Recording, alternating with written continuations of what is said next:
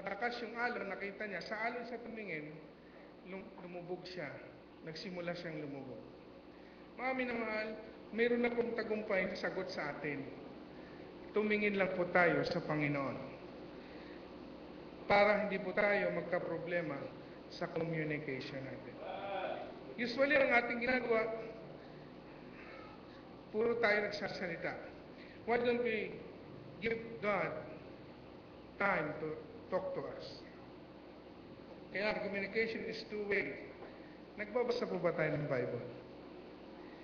Dapat po, nagbabasa tayo ng Bible sapagkat God is talking to us when we read the Bible and we are talking to God when we pray. Gaano po kaseryoso o gaano po kalalim ang pagbabasa natin ng Bible? Ilang chapters po ba ang binabasa natin? Papasalamat po ako sa ating pastor sapagkat nire-require niya tayo bilang mga nasa ministry na dapat 5 chapters per day pag nasa ministry.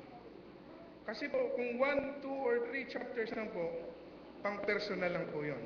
Paano tayo magpapakain sa iba kung para lang sa atin yung kinakain natin? Hindi po tayo makapag-ministeryo kapag hindi po tayo kargado. No? So, that's number 1. Problem in communication. Lack of faith, lack of focus. Solution. Build up our prayer life. Jude 20. Ano sabi po doon? But ye beloved, building up yourselves on your most holy faith. Ano pa? Praying in the Holy Ghost. Alam niyo po, ang ating pong komunikasyon sa Panginoon, yan po ang sinisira at pilit na sinisira ng dyablo.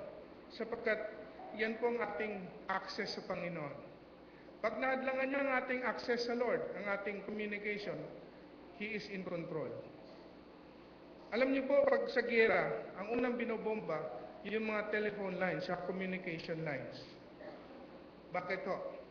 Kasi wala nang pag walang communication, hindi magkakasundo-sundo ang mga sundalo kasi yung ibang unit nila, parang nila tatawagin mag-regroup sa kanyang headquarters kung walang communication. Hindi na po pwede ngayon ang runner, di ba? May binubomba yung headquarters, pagpapatakbo ka pa, kung sa Mindanao yung ibang hukbo ninyo. Pag nakarating ang runner naman, patay na din sa sobrang pagod. No? So, communication ang ating i-build up. How do we build up? We must pray without ceasing. 1 Thessalonians 5:17. And number 2, we must pray without fainting. Luke 8:1. No? Let's build up our prayer life. How do we pray? How serious are we in our prayers? At ilan na po ba ang answered prayer po natin? Nung ako po nagsisimula pa lang po dito, nung matuto po ako mag-pray ng totoo sa Panginoon, meron po akong listahan ng prayer. Tapos, pag answered prayer na po siya, sinecheck ko na po siya. No? Naundoy lang po yung listahan ko, halos puno na po yung isang notebook na maliit po sa prayer ko. No? At ang Panginoon ay tinutugon po ang bawat panalangin ko. Papasalamat po sa Panginoon. Naalala ko po noon, sabi ko nga sarili ko, hindi ko alam kung kanino ko nasabi itong statement na yun. Sabi ko, palagi ko malapit na akong mamatay. Kasi lahat ng prayers ko, tinutugon na ng Panginoon. No? Pero may isang hindi pa tinutupad nung nagsabi ako niyan. Nung tempo na yun, binata pa po ako. Sabi ko, siguro pag nagkasawa na ako, mamamatay na ako. Kasi natugon na lahat. Pero salamat sa Panginoon, meron pa po akong 12 years. Kasi yung usapan po naman yung Panginoon, hanggang 50 lang po ako. Kung hanggang 50 ako, at 12 years na lang ang natitira. Oh yes. Ilang taon na ako ngayon? Parang puzzle, ano? Secret. Okay, anyway, Ang clue ko po, lagpas na po ako sa kalendaryo. Meron pa pong bingo. Ano? Mga minamahal, that's number one sa ating common problem sa Christian life, problem in our communication. Number two, sa verse 4 to 5, ang sabi ko dyan, ye adulterers and adulteresses, know ye not that the friendship of the world is enmity with God? Whosoever therefore will be a friend of the world is the enemy of God. Do you think that the scripture saith in vain, the spirit that dwelleth in us lusteth to envy? Number two, there is a problem in companion. Yung ating pong pakikitungo sa sanglibutan.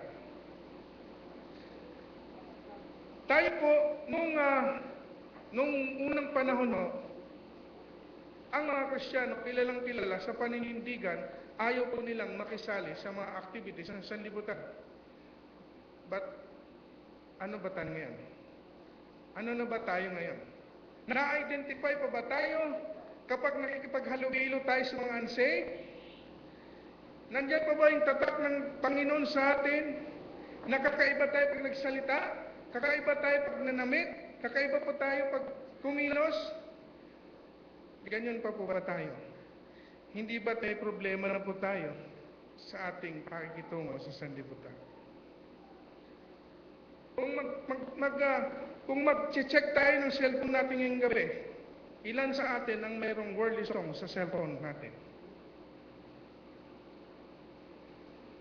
Sa biyaya ng Panginoon, isa lang po ang worldly song ko sa ano ko. Yung manok na kumakanta. Pang-alarm ko po yun eh. Oo. Kasi wala akong memory card. Ibig ko sabihin ba, pag may memory card ka, mayroon ka rin? Hindi ko lang po alam. Kasi nung may memory card ako, wala naman akong worldly song. Okay? Pero mga minamahal, ang problema po, number one, compromise. Nagiging pinapagaan na natin ang pag sinabi ng Panginoon, especially sa mga young people, pag sinabi ng Panginoon, hindi pwede ang unsaved pagdating sa love life. Ang young people natin, minsan, o kaya tayo mismo, nagkakaroon na ng rationalization. Baka naman masave eh. Dadaling ko naman sa church. Yes, baka. Pero bakit hindi mo muna siya hayaang masave bago ka magpaligaw o manligaw? Tama po ba?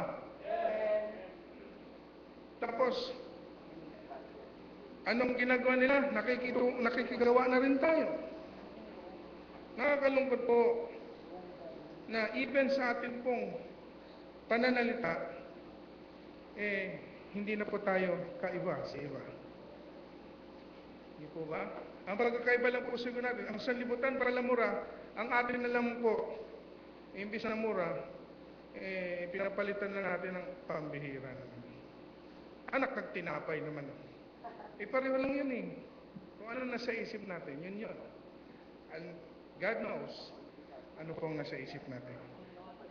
Number two, there is problem in our compliance. Hindi naman compromise. Yung pagsunod po natin sa salita ng Diyos. Minsan pag sinabi ng Diyos na ganito na, tayo pa nagbibigay ng dahilan. O nagdarason pa tayo. Kaya meron tayong excuse. Mga minamahal, ang salita ng Diyos, pag sinabi niyang bawal, bawal. Hindi po pwedeng maintindihan naman po ako ng Lord. Ang tanong, oh yes, maintindihan tayo ni Lord. Tanong, naintindihan ba natin ang utos po niya? Nagkukumply po ba tayo? There is a problem in our companion. Mga minamahal, atin pong pinag-aaralan ngayon is apostasy. Marami na po ang nanlalamig. At sa konting hindi pag-agree sa isang minor na katuruan, hindi na nakiisa sa atin. At hindi natin alam, meron pang susunod. Nawawag naman. Aming naman. Kaya po, yung atin pong pakikitungo sa sanlibutan, let's check it out. Are we compromising? Diba? Number 2, are we complying sa utos ng Panginoon? Kung may problema, anong solusyon? Let's build up our person. Sa Romans 12, 1 and 2, makita natin yan, I beseech you therefore, brethren, by the mercies of God, that you present your bodies a living sacrifice, wholly acceptable unto God, which is your reasonable service. And verse 2, and be not conformed to this world, but be transformed by the renewing of your mind, that ye may prove what is that good and acceptable and perfect will of God. Let's build up our person. Unless pa-build up natin sa Lord ang ating pagkatao, hindi po tayo makapanindigan at patuloy tayong magko-compromise. At patuloy tayong hindi magko-comply sa sinasabi ng Panginoon. Number 1, be available. Verse 1, present your bodies a living sacrifice. Be available. Dapat po, lagi tayong handa na makinig at sumunod sa Panginoon. Verse 2, be accountable. Bawat utos ng Panginoon, accountable tayong sumunod. At alam natin yun. Hindi Brad, hindi para sa akin yan, para sa iba yan. Are you sure? Tama po ba?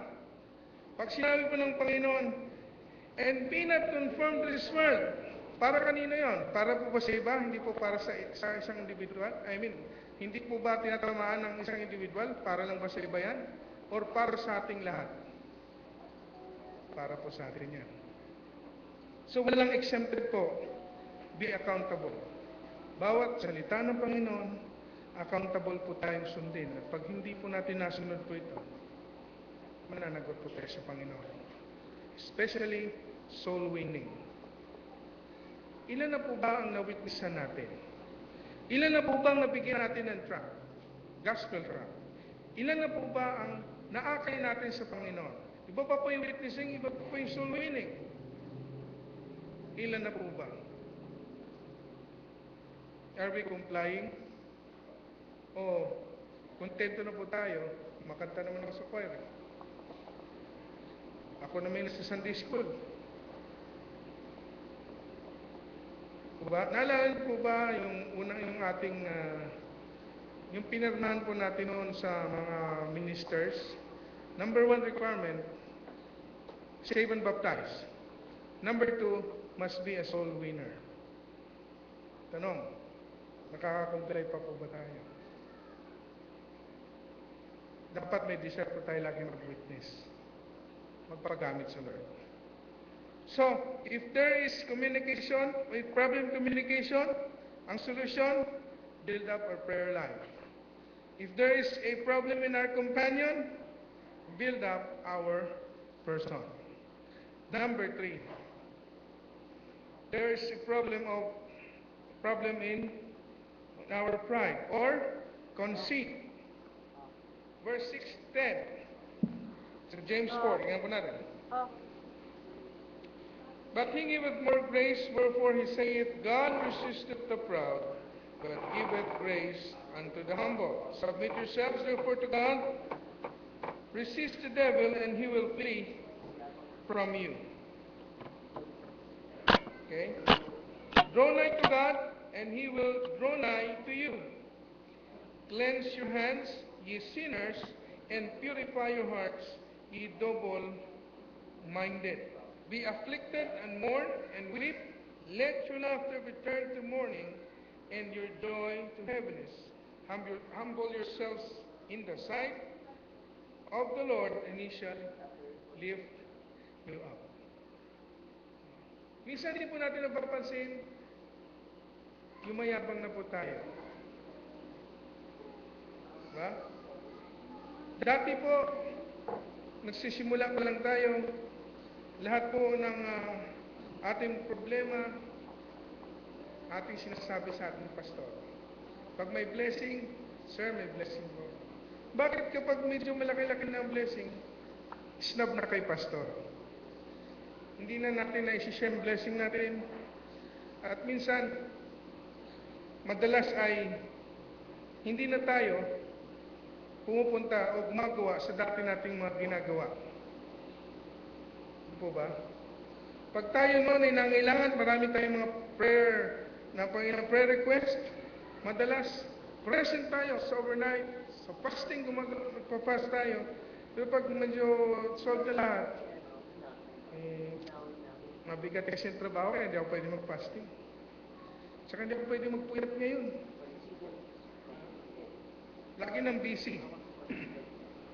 Mga minamahal, mayroong problema dyan. Number one, may unsurrendered will. Minsan ang gusto na natin ng ating ginagawa at hindi na ang will ng Panginoon sa ating buhay. Ang tanong, alam na po ba natin ang will ni Lord sa ating buhay? Alam niyo na po ba ang will ni God sa ating buhay? Alam na po ba natin kung ano ang nais ipagawa ng Lord sa atin? Alam na po ba natin? Dati po, nung unsaved pa po ako, kasi po yung amin pong angkan sa probinsya, mapuputi po talaga. Oo, lahat ng kamag-anak ko, kasi may lahi po silang Espanyol. Ako yata sa Unggo yata ako nagkaroon ng lahi, kaya maitim ako eh. Grabe pa nun sa tatay ko, tay, ampon ba ako? Siya ko lang kakaiba sa amin magkakapatid. Sabi ko, bakit naman ganon? Di ba, ang mindset na siguro nung nagsabog ng kaputihan ng Panginoon, natulog ako. Mga ganun ang banat eh. Siguro nung nagbigay ang Panginoon ng magandang pangatuan, malamang nasa kusina ako kumakain. Siguro ang nagbigay ng Panginoon ng magandang muka, malamang naghihilamos ako sa CR. Hindi ko po maintindihan bakit ganito. Kasi tampulan ako ng panlalait dati sa probinsya. Pag nakita ko, maraming term eh. Baboy, bariles, balyena, bahay na lumalakad. Ganun po eh. Sabi ko, ba't naman ganito? Bakit naman pinalaki niyo akong ganito? Nung nasave po ako, naintindihan ko po. Alam niyo po kung anong talata ang binigay ng Lord sa akin? So, I will praise thee for, I will praise thee for it may be wonderful, wonderfully made, fearfully and wonderfully made. Amen. Alam niyo po, ang will pala ni Lord, kaya ganito ako, gagawin niya ako Sunday school si teacher sa mga bata noon. Hindi ko na kailangan magsuot ng costume. Pag nakita ako ng mga bata sa Malanday, naglalapitan na po yan. Akala pa nila mascot. At nagsisimula pang magtuturo sa mga bata. At alam niyo po, ang nakaka-bless po nito, malalaki din mga bata, dating uhugin, wala pang mga salwa nung nagtuturo kami doon. Pag yumakap sa'yo at dumikit yung mukha niya, may marka kagad sa damit. Ngayon, malalaki na. Naunahan ko ako mag-asawa eh. Sabi niya, Sir, ako yung turuan niyo dati ko. Dalawa na yung kalong-kalong ng anak. No? Bakit to? Na-realize ko po na anuman ang binigay ng Lord sa atin, may purpose po siya. Wala tayong pagyayabang sa Kanya at wala rin tayong maisisisi sa Kanya. Hindi ka ba nagpapasalamat sa tamang lugar ang mga parte ng katawan natin? Ano kaya kung ang ilong natin nasa tutok? Pag umulan, lunod tayo. Tama po ba? Mas pangit kung ang ilong napunta sa likuran. Lagi kang bad trip. Papasalamat po sa Panginoon, ginawa niya akong ganito. Sapagkat naging asset ko po itong kalakihan kong ito. Kung yung mga unano, sabi lang, kaya ako lumaki, namatay ng mga magulang ko, walang nagpalaki sa akin. Ako naman, sobra-sobrang pagpapalaki ng nanay at tatay ko sa akin. Mga minamahal, kailangan lang po isurrender natin lahat sa Panginoon. Ano mang meron ka, Ako, sinurrender ko sa Lord. Lord, ano man meron ako, ano man itsura ko, sa iyo po ito. Gamitin nyo sa inyong sariling paraan. Hindi ko maisip kahit sa isa panaginip noon, hindi ko napapanaginipan na maging ganito ako ngayon. Salamat po sa Panginoon.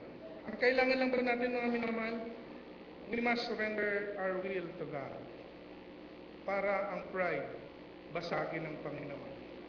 Number 2, meron minsan kaya tayo mayabang, may unforgiving spirit tayo. Parang hindi na natin kaya magpatawad. Minsan pinatawad ko na yan. Pero tuwing makikita kami, kumukulong dugo ko. Hindi totoo po yun. No? Ang tunay po na pagpapatawad, kinakalimutan po. No? Alam niyo po, hindi ko alam kung naikwento ko na sa inyo po. Yung istorya po ng pamilya namin, so mga 9 o'clock na tayo matatapos. Dati po nung unsaved kami, 8 years old pa lang po ako, yung tatay ko, na-disgrasya po, nataga po siya. Yung mga nakadalo po sa kasal ko noong December, putol po ang kamay ng kaliwa. Paalis na po yun, papunta ng Singapore, kinabukasan. Nung gabi, napagkamalan po siya, mistaken identity, tinaga po siya. Akala siya yung nanuntok doon sa sayawa. Yung tatay ko, pauwi na ng bahay. Yung mga tao tumaga sa kanya, sinira po ang buong pangarap namin. 8 years old hanggang ako po'y nag-high school, naghirap po kami. Lahat po ng aming dapat sa amin, nawala sa amin. Naranasan po namin kumain po ng saging. Ubos na po yung saging na saba. Yung balat po nun, dinitiktik namin, nalalagyan ng asin para matanggal yung pakla. Inabot po namin. At sinabi ko po sa sarili ko, pag tumanda ako, kasi malaki na ako eh. Pag tumanda ako, yung mga tumaga sa tatay ko, 6 po yun na magkakapatid. Papatayin ko rin. High school ako, nung galit na sa puso ko. Nung nag-college ako, punta ako dito ng Maynila, nag-aral ako ng engineering. Unang purpose ko magpayaman. Para yung tumaga sa tatay ko, papapatay ko na lang. Pero nag-aral ako ng martial arts. Nagbago ang isip ko. Ako na lang papatay sa kanila. Tipid pa. Oo. At bawat po kalaban ko sa ring noon, ang tingin ko mukha nung tumaga sa tatay ko. Kaya brutal ako nun sa ring. Hindi ko po binibitawan ng kalaban hanggat kumikilos. No? Nung dumadami na po ang pera ko dahil sa laban, nagbago ulit ang isip ko. Sabi ko, ipapatay ko na lang kaya sila ulit kasi ayaw kong pumatay. Pero nung nasave po ako noong 1999, nagbago po ang lahat. Kinuha ko yung touch bag ko, dinala ko sa Kamuning, nandun po yung mga magkakapatid na yun, at pagdating ko po sa kanilang address, kasi pinag-aralan ko lang kung saan sila nakatira, kasi umalis sa probinsya eh. Pinag-aralan ko lahat, sinurvey ko lahat kung saan sila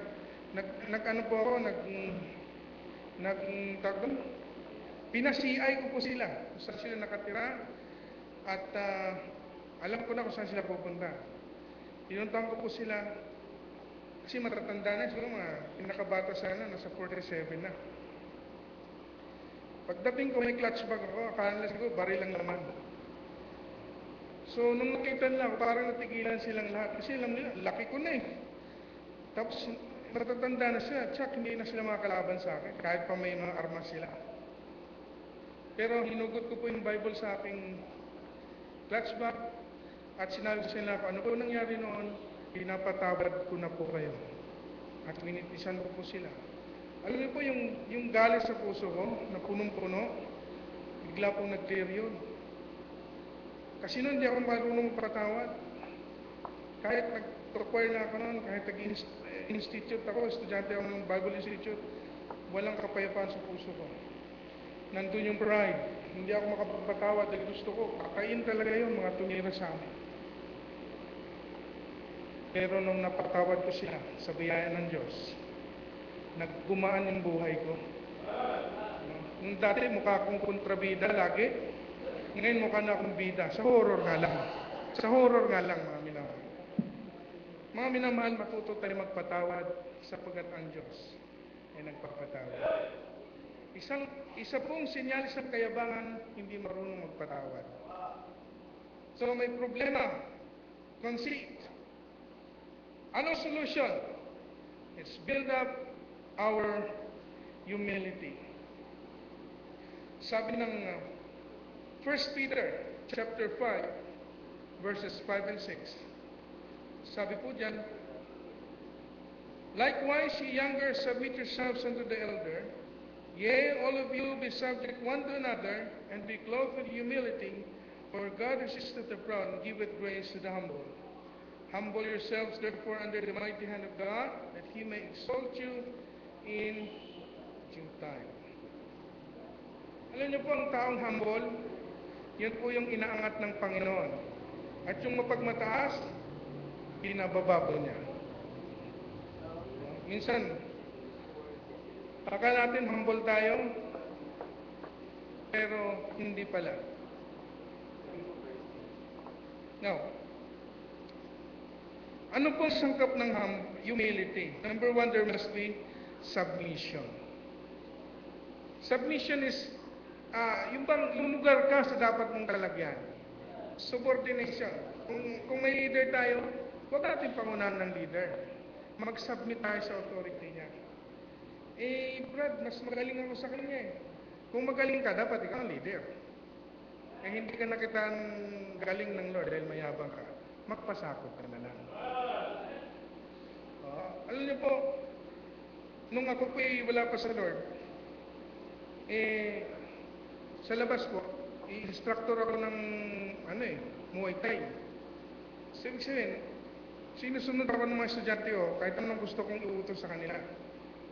Masahin mo nga ako, minamasaya ko nun. Kahit hirap na yung, hindi niya mapindot ko saan yung puro laman eh. Kung mga tubig, mga ganon. Nung save po ako, yun pa ang pinakamahirap na dinaanan ko, yung magpasakot. Kasi sa labas, nag-uutos ako pagdating dito, inuutos-utusan na lang ako. Matagal po struggle ko po doon. But I learned to submit by the grace of God, sapagkat pinapakita niya sa atin, habang tayo lumalago, natututo tayong sumunod. No?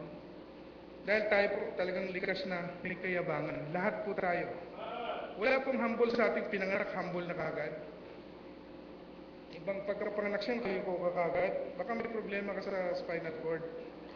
Hindi ka humble. Number two, there must be subjection. Na ano naman po yung subjection?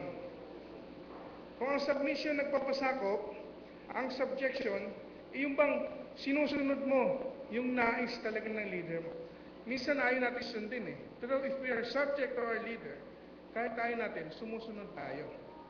Di ba sa military may silang motto, obey first before you complain.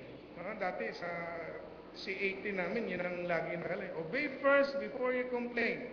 Kapag ikaw'y anak na ng Diyos, obey and never complain. Sapagkat yun na yun eh. Hindi ka mapapasama sa utos ng Panginoon. Di ba sa 1 John, His commandments are not grievous. No? So, let's build up our humility. Sapagkat ang humility, ang daan sa pag-angat. Sabi ng ating pastor, the way up is down. No? Kaya, ano po yung mga problema natin sa ating buhay Kristiyano? Una, problem in communication. Prayer life. Number two, problem in companion. Yung ating pakikitungo sa sanlibutan. Number three, problem in conceit or your pride. And lastly, sa ating introduction, there is a problem in commitment. Balik po tayo sa ating verse 13 to 17, sa James 4, go to now, ye that say, today or tomorrow, we will go into such a city, and continue there a year, and buy and sell, and get gain. Whereas you know not what you shall be on the morrow, for what is your life? It is even a vapor that appeareth for a little time, and then vanisheth away. For that ye ought to say, if the Lord will, we shall live and do this or that. But now ye rejoice in your boastings, all such rejoicing is evil. Therefore to him that knoweth to do good, and doeth it not, to him it is sin.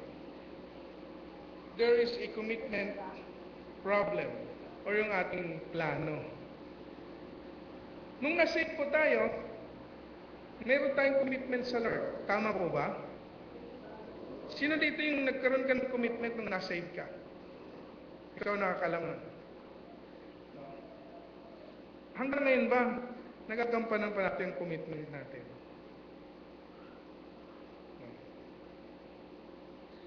Ang problema minsan sa commitment, meron tayong instability. Unstable tayo. Ngayong masaya ka, Lord, magsiserve ako sa'yo. Bukas na problema ka, Lord, atras muna. Unstable tayo. No? Sa James 1:8, ano sabi po doon? Ano po sabi doon? A double-minded man is unstable in all his ways. No? Kahit sa pagpipray po ng lifetime partner, dapat maging stable po tayo. Diba, pinagpipray mo ngayon, nakita ka mas maganda, Lord, siya na ba? Pinagpipray mo na siya ngayon. Mas nakakita ka na ng mas maganda, Lord, siya na ba? Eh, magandang huli, siya nawa na lang. Alam niyo po nung nag-pray po ako,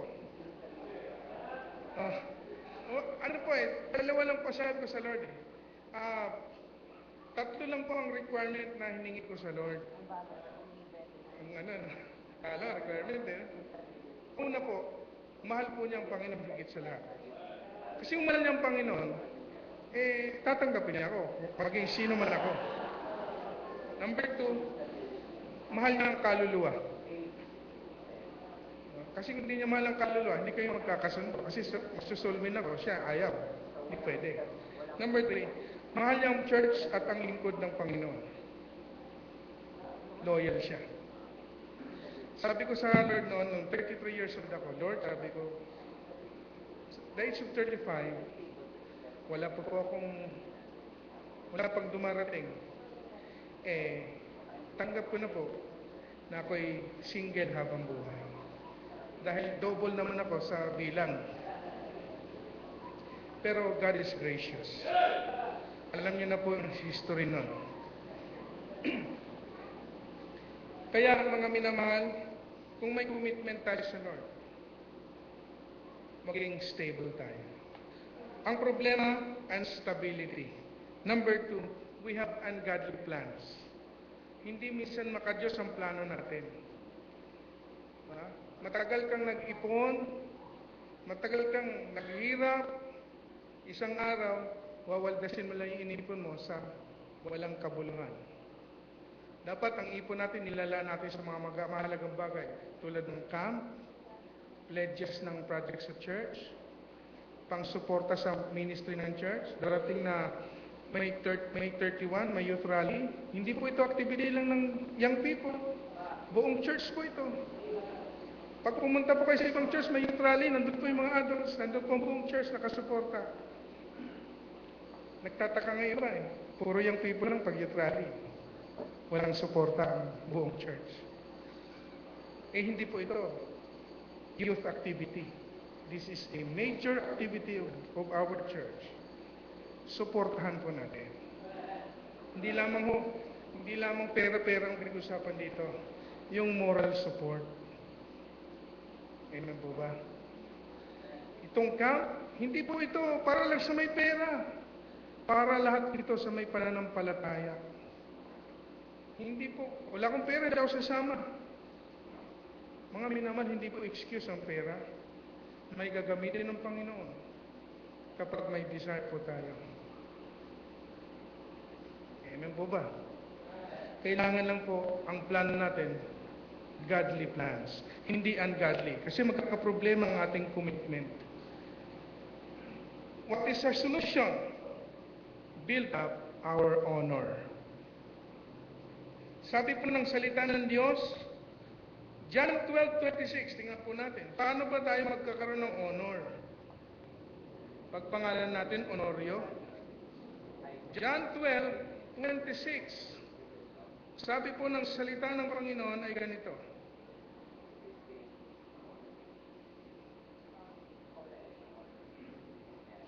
Madikit. Okay, sabi po, if any man serve me, let him follow me, and where I am, there shall also my servant be. If any man serve me, him will my Father honor. If we serve the Lord, God will honor us. Kailangan ng commitment, stable.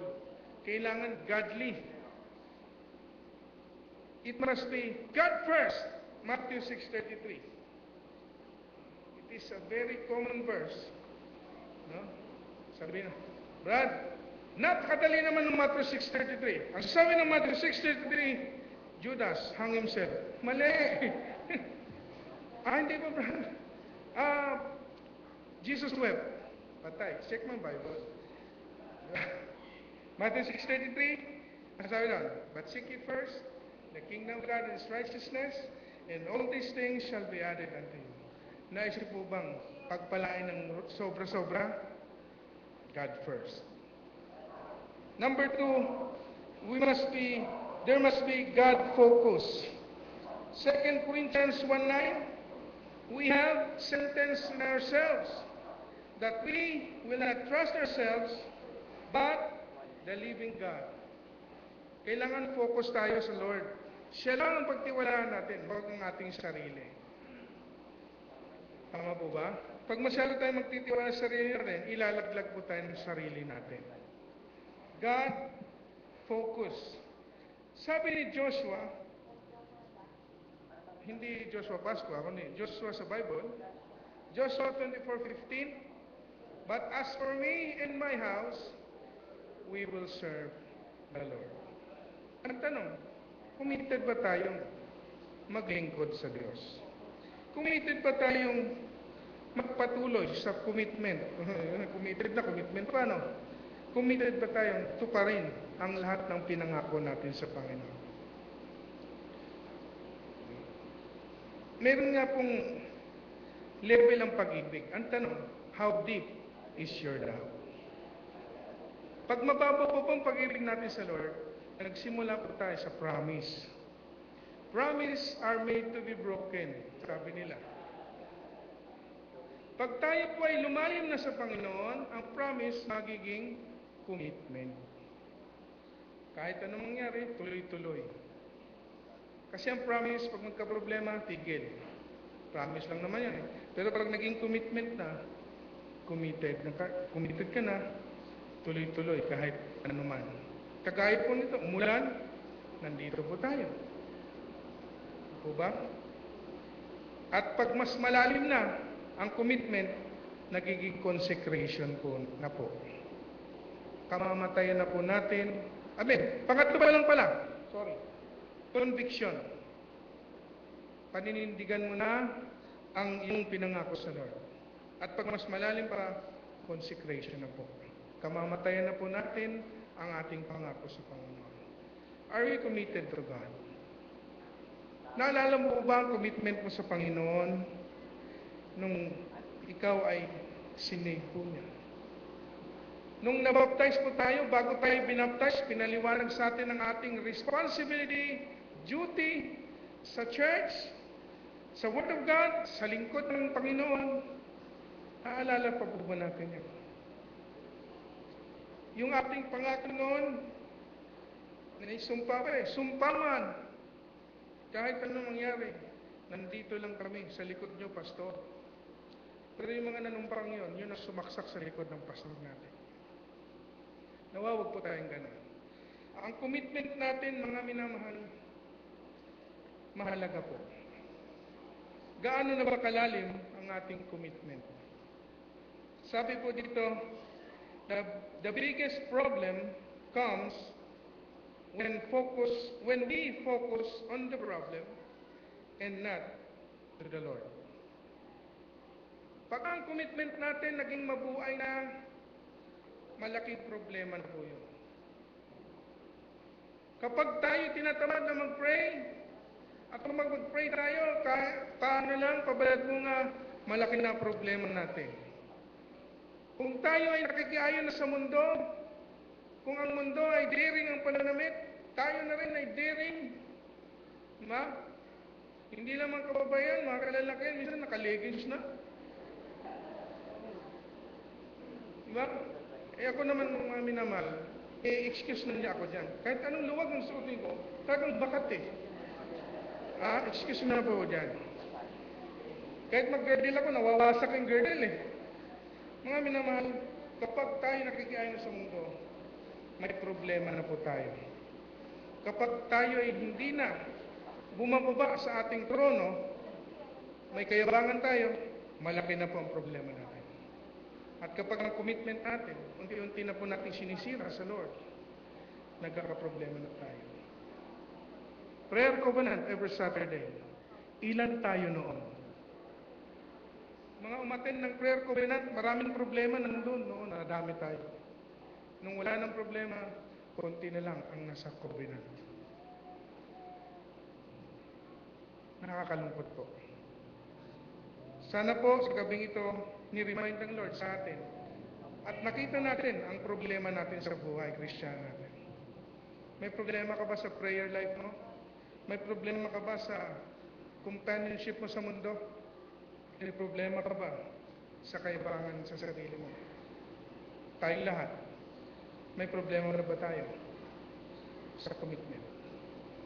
Kung may problema po tayo, bakit hindi natin i-renew sa Panginoon ang ating simulan? Hingin natin ng tawad, magsimula tayo ng tama muli sa Panginoon. Remember mga minamahal, hindi po tinitingnan ng Lord ang dami nating sinabi. Ang nais niya, ang ating pagsuko sa harapan niya. Naalala niyo po yung dalawa pong nasa templo? Yung isa ay Pharisee po ata yun. Ang sabi niya, Panginoon, nagpapasalamat ako sapagkat hindi ako katulad nung publikano na yun. Nagpa-fast ako twice a week, nag-offering ako, nagtatries ako, lahat ginagawa ko. Pero ano sabi ng isa? Lord, be merciful to me, a sinner. Konting kataga, nag-justify po siya. Yung isa nagyayabang, Lord, ako nagbibigay, nagpa-fasting ako, Lord. Hindi ako katulad niya. Mga minamahal, huwag na nating ituro ang iba. Brad, hindi ako yan. Si brother ano yan. Si sister ano yan. Huwag ka nang magturo. Sarili mo ang kaharap mo ngayon sa Panginoon. Nawa, makita mo ang problema natin. Ninuman sa atin, ako nakita ko yung problema ko dito. Hindi lang po kayo. Kung nakita natin ang problema natin sa salita ng Diyos ngayong gabi, pagsisihan natin at magsimula po tayong magbago ng isip at magsimula ng tama. Tayo po'y hindi mo patumikit. Nawa ay naunawa natin yung salita ng Diyos at kung kinausap po tayo at ang Diyos ang mag-uusap. Hindi na po tayo mag-forward dito. Ikaw at ang Panginoon ang nakakaalam kung ano ang malaking problema mo sa buhay mo. Ako, may problema po ako sa buhay ko. At nais kong ipagsisi rin sa Lord. It's between you and God. It's between me and my God also. Kung ano man ito, bakit hindi natin ipanalangin sa Lord, magsisi, at ayusin natin ating buhay. Manalangin po tayo. Dakilang Diyos, Amang Banal na sa langit. Maraming salamat po sa inyong salita na inyo pong binigay sa amin ngayong gabi. Lord, kung meron po kayong kinausap, at tunay pong meron,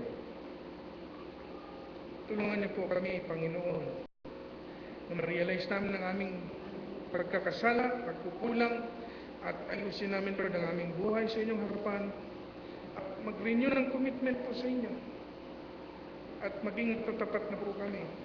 Kung noon, Lord, hindi po kami masyadong seryoso sa aming pong ginagawa sa ministry, maging sa church, nawa ngayon, Panginoon, maging seryoso na po kami. At bawat gagawin namin, Lord, ay best para sa inyo. Salamat po, Panginoon, sa inyong pangungusap sa amin. At salamat po sa pribilehiyo na binigay niyo po sa inyong lingkod. Pagpalain niyo nawa ang puso ng bawat isa at kayo pong purit maluwalhati sa aming pong buhay. Ito po ang aming dalangin sa pangalan ng Panginoon Kristo. Amen.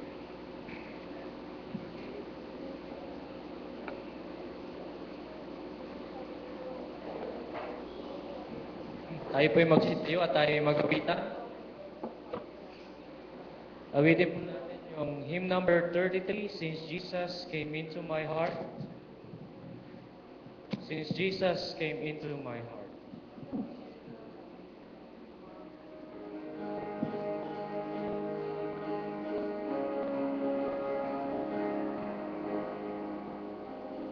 First verse now, sing. What a wonderful change in my life. This Jesus came into my heart. I am light in my soul, for it's long I've sought. Since Jesus came into my heart. Since Jesus came into my heart. Since Jesus came into my heart. That's the joy of my soul, like the sea billows roll. Since Jesus came into my heart, verse 2, I am ceased from my wandering and going astray. Since Jesus came into my heart, and my sins, which were many, are all washed away. Since Jesus came into my heart, since Jesus came into my heart, since Jesus came into my heart, lots of joy on my soul, like the sea billows roll.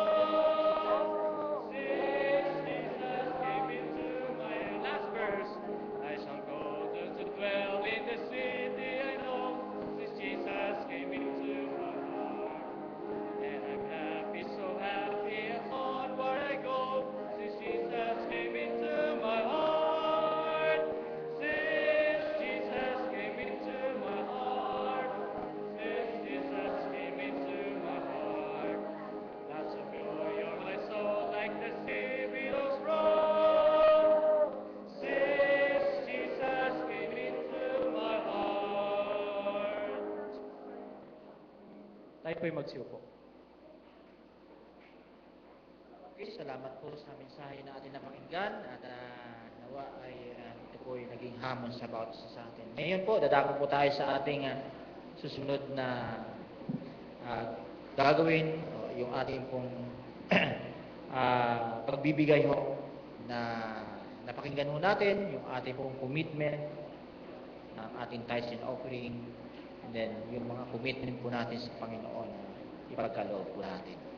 Kaya dadako po tayo sa ating pananalangin at paghahanda na rin po sa magbibigay po ng tanging bilang. Tawagin natin si Brother Edong sa ating operatory prayer.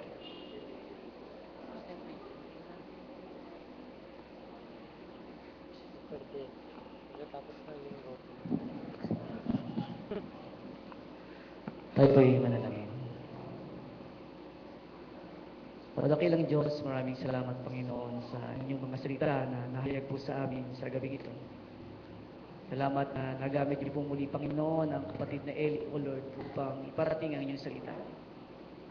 Tunay Panginoon na pinagpala po Panginoon ang bawat siyang narito na napakinig po Panginoon ang inyong salita. Salita niyo Panginoon na humahamon sa amin, nagpapalakas O Lord, nagtatama po sa amin Panginoon. Maraming salamat, Panginoon, pagkat binigyan niyo kami, Panginoon, ng pagkakataon na maintindihan, Panginoon, ng lubos ang inyong salita. Kayo po, Panginoon, Lord, ang nakakakita ng aming sitwasyon, ng aming kristyanong pamumuhay, O Lord. Alam niyo po, Panginoon, ang aming mga pagkukulang. Alam niyo po ang aming mga pinagdadaanan. Alam niyo, Panginoon, kung bakit may mga prayers kami, Panginoon, na hindi pa po niyo sinasagot. Patuloy niyo, Panginoon, kausapin ng bawat isa, O Lord. At sa gabing ito, Panginoon, na inyo pong pinagbulay-bulay sa amin ang inyong salita. Tulungan niyo po kami, Panginoon, na itama, Panginoon, ang aming mga sarili. Kami po'y makalakad, Panginoon, ayon sa inyong kagustuhan. At patuloy namin, Panginoon, panghawakan ng inyong pangako, ng katagumpayan, ng kapanatagan, ang mga pagpapalang espiritual, Panginoon, na inyong inihahanda sa bawat isa na tatalima, Panginoon, sa inyong mga kautusan. Maraming salamat po sa inyo. Maraming salamat din, Panginoon, sa bisita na pinagkaloob niyo po sa amin. Ay po'y naniniwala na meron kayong purpose kung bakit po, Panginoon, dinadala niyo ang ibang kapatiran dito upang hamuin, Panginoon, at patuloy na paalalahanan sa inyong mga salita. Salamat po sa pamilyang dinala niyo po dito, O Lord. At sa oras na ito, Panginoon, na kami po'y nagbibigay ng aming mga tithe and offering, patuloy niyo pong itama ang puso ng bawat isa, O Lord. Patawarin kami, Panginoon, sa aming mga pagkukulang. Patawarin kami, Panginoon, sa aming mga kapalpakang nagagawa sa aming buhay. Linisin niyo kong Panginoon ang inyong banal at makapangyarihang dugo at patuloy kami gawing Panginoon na karapat-dapat na tawaging anak niyo, O Lord. Sa inyo na po namin, Panginoon, binabalik ang mga kaloob na ito at patuloy niyo pong pagpalain ang bawat isa at gawing mabuting katiwala ng mga pagpapalang ito, Lord. Sa tanging pangalan ng aming Panginoon si Kristo at kung aming salamat na langin. Amen.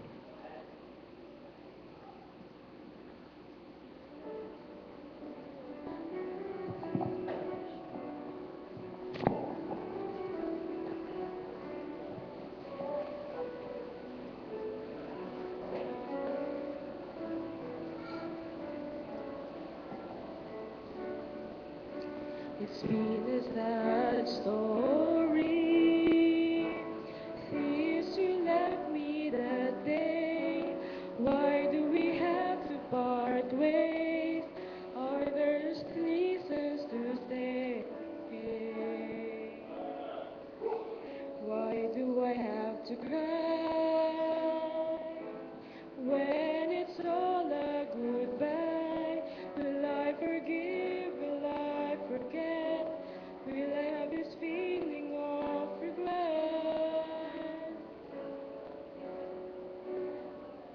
It doesn't have to be like this. I must find some place of peace. You left me with a broken heart, totally tearing every part.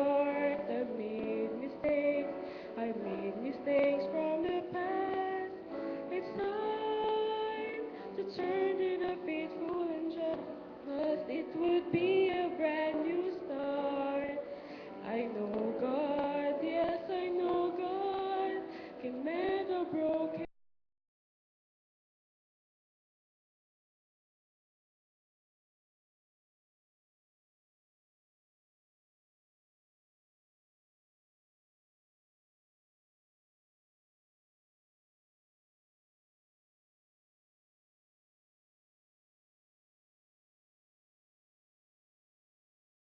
Death can set me apart if He can mend my broken heart. Left me with a broken heart, totally tearing every part. I've made mistakes from the past. It's time to turn to the faithful and just. Would be a brand new start.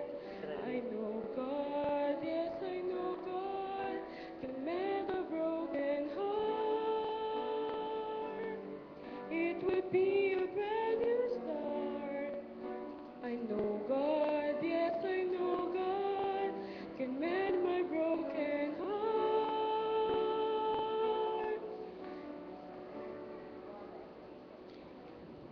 I know God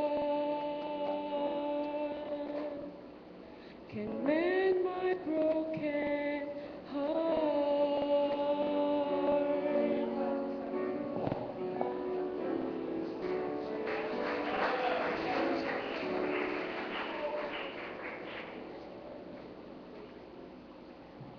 Tayo po manalangin. Lord, salamat Lord sa pagganyo sa amin sa mga blessing na kung saan ay kayo po magpaspas nito na lalong tumibay lumakas kami sa pananampalataya palago ng iglesia. Kayo po ang muna sa bawat sa amin, bigyan mo kami with love spiritually, lalo kaming lumakas sa pagsunod sa inyo. Kayo po ay kasalamat sa pangalan ng Kristo. Amen.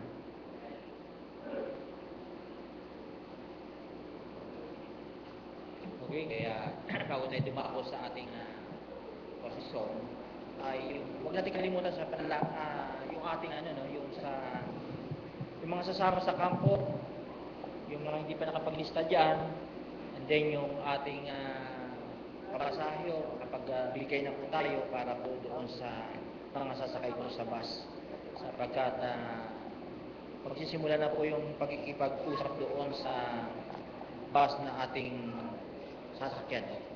So, yun ho, makapagbigay po tayo ng ating pamasahe. Okay? So, and then, nalangin po natin patuloy yung ating pong pastor. So, sa kanilang hanggang ilang araw po doon sa Bacolod. Yung mga churches doon silang pupunta. Okay? Kaya, yun po, no? And then, ating 7 last word is coming Thursday. Na makapag-imbita pa tayo ng mga bisita, especially mga unsaved. Kita po tayo sa ating pag-awitan. Tumayo po tayong lahat sa pagkakataon nito.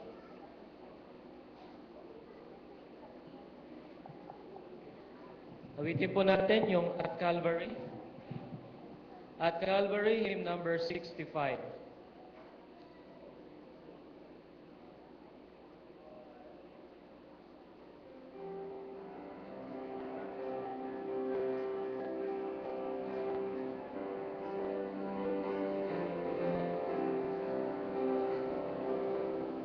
First verse now, sing.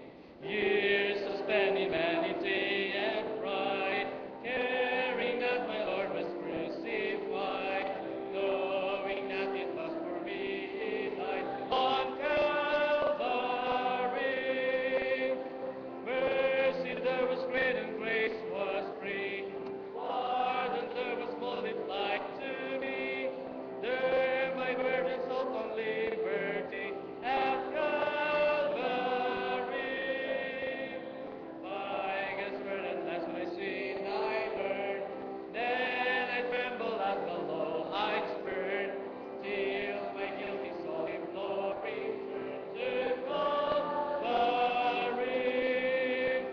Mercy there was great and grace was free, pardon there was multiplied to me, there my burden soul of liberty at Calvary.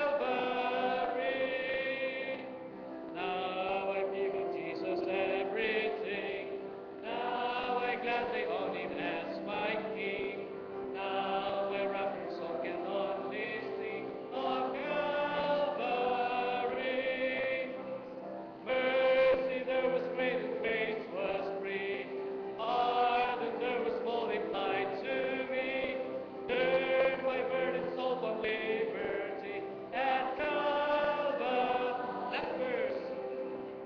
Oh, the love that through salvation's plan, oh, the grace that brought it down to man, oh, the mighty cross that God did stand at Calvary. Mercy there was great and grace was free, pardon there was multiplied to me, there my burden soul of liberty at Calvary.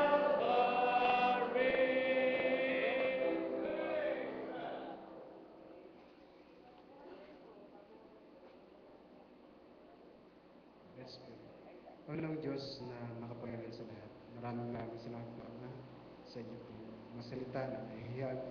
Maraming salamat po, Ama, sa paggamit po kay Brother Eddie at maging kami ng umaga kay Brother Leonardo na kaya na pong gagawa sa mga salita na naihiyag sa buong araw nito na ito po ay matuloy sa aming puso't isipan, magamit po namin sa pang-araw-araw na pagbubuhay.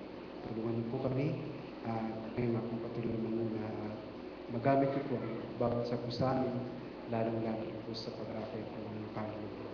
Maging ayon pastor at Panginoon, si Mandori sa kanilang pinuntahan sa lugar ng Bacolod, kailangan po manalaga ng ingat po sa kanila doon sa pag-ministeri ng pastor na patuloy tulungan, bigyan ng karunungan mula po sa inyo. at maging sa kanilang pagbalik dito sa Marikina, kayo nga pong pagpinagagawa at mag-ingat, mag-ingat protection ng alaga po nito. Pagpalaan niyo pong bawat isa po sa amin at maging sa amin hiwa-hiwalay, sa aming pag-uwi, sa aming pansamantalang tahanan, natin po kami at makarating ng malalahati. Ito pang dalangin sa pangalan po ng Panginoon Jesus. Amen.